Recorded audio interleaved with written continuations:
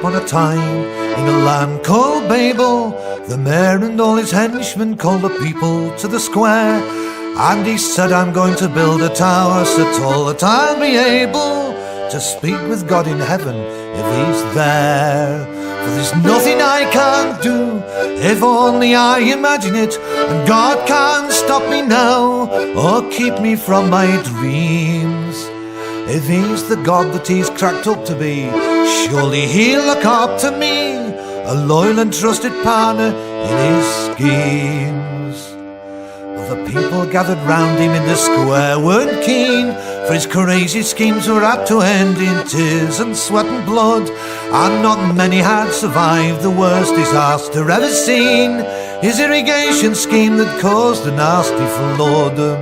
So he went into the crowd for loyal teams of labourers who had volunteered to work for him and build his great design. And his henchmen proved inventive, used the very best incentive, that's the whips and chains they favoured at the time.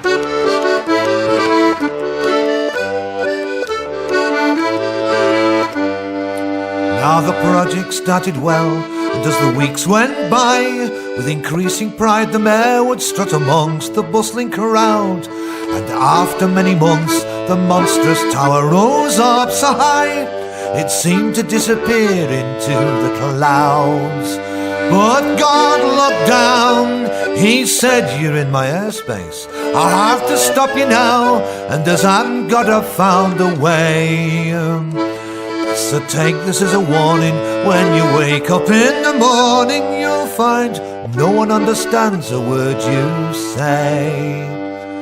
So the mayor slept very badly, and he turned up late to address the morning workforce. They were waiting in suspense, and he talked to them of business plans, benchmarks, targets, mission statements.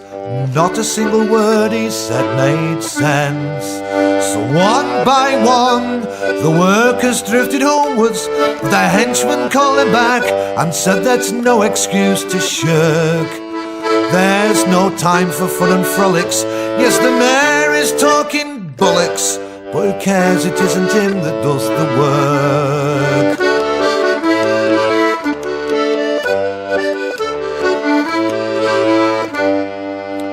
So the henchmen brought their flip charts, they were in no doubt they could motivate the workforce with discussions frank and full.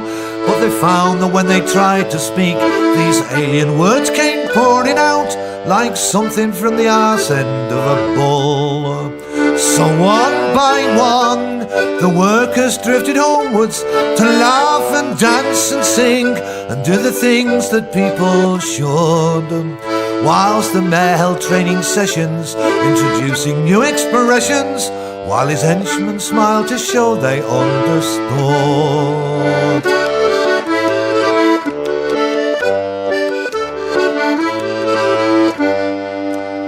Thus it was the Tower of Babel finished incomplete, and God saw that it was good and smiled and then went back to bed. But the mayor could not accept he was defeated or discredited. He rescheduled the completion date instead, and he downsized the workforce and made the henchmen managers, and they loved their new language 'cause they'd bugger all to say.